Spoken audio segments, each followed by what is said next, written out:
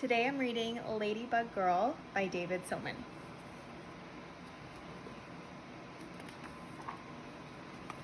I'm a ladybug girl, says Lulu, zipping into the kitchen.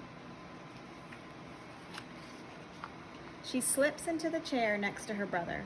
Did you know that ladybugs eat bugs? Yes, he says.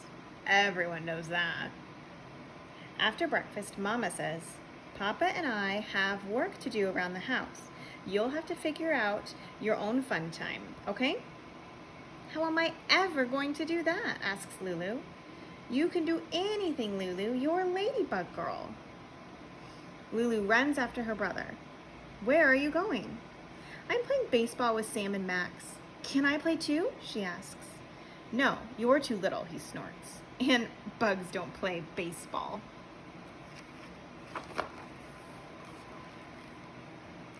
With a sigh, Lulu wanders through the house.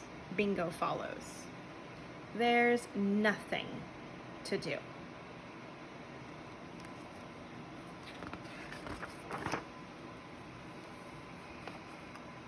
In the living room, there's a wall of books.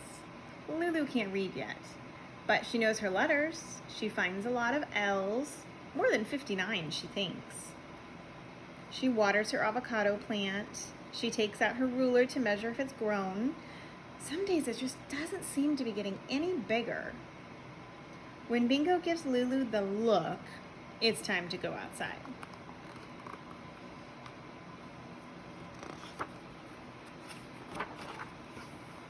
In the backyard, the grass smells sweet and is sparkly with dew.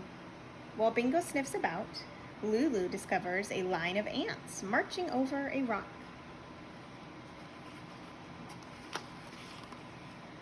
Is that rock in your way, ants? It's much too big for you to move, isn't it? She says. I can help you. I'm Ladybug Girl. Ladybug Girl easily lifts the rock over her head and tosses it aside. Nothing can stop the ants now. Come on, Bingo, she says. Ladybug Girl has things to do. She runs across the yard to the pond. Her brother calls it a puddle, but she knows it's big. So big she can see trees and sky inside the water. There might even be a shark in the deep part.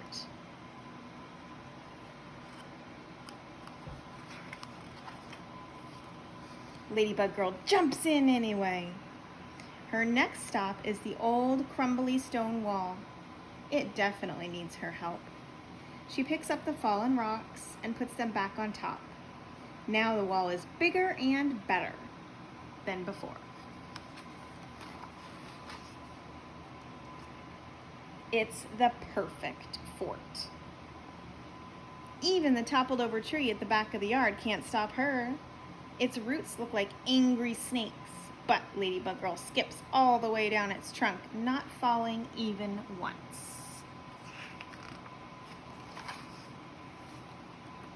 She jumps down and lands with a bow. Ta-da, she says. Bingo wags his tail.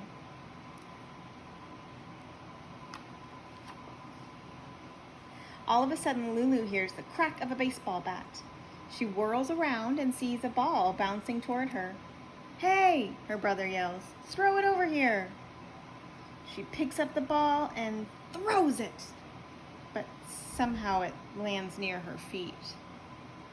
Can I play with you now? She asks when her brother runs over. No, he says. I already told you, you're too little. He grabs the ball and runs back to his game.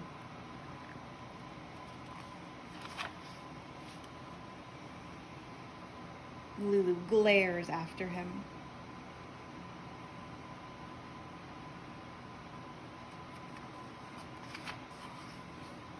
Lulu lies down, feeling the warm sun on her cheeks. She knows she isn't too little. She thinks of the 59 letter L's she found and how she saved the ants. She wasn't afraid of the shark at all. She built the perfect fort and she balanced across the whole tree without falling, all by herself. From out of nowhere, a gust of wind swirls the air with leaves. She jumps up to chase them. Ladybug Girl can catch leaves in mid-air. Ladybug Girl is definitely not little, she yells into the wind.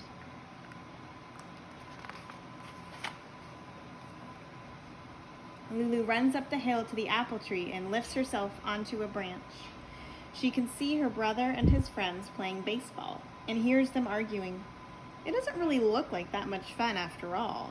Not the kind of fun Ladybug Girl has. She holds her thumb and index finger a bit apart and squints through them. She can fit her brother and all his friends between those two fingers.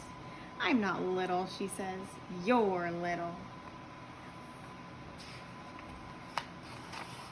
Lulu sits for a moment, listening to the singing sparrows and the squawky blue jays. When she hears Mama calling, she swings down and says, "Come on, Bingo, let's go inside and tell Mama and Papa about our morning." Feeling as big as the whole outdoors, Lulu stretches out her arms and flies down the hill with her wings bobbing behind her.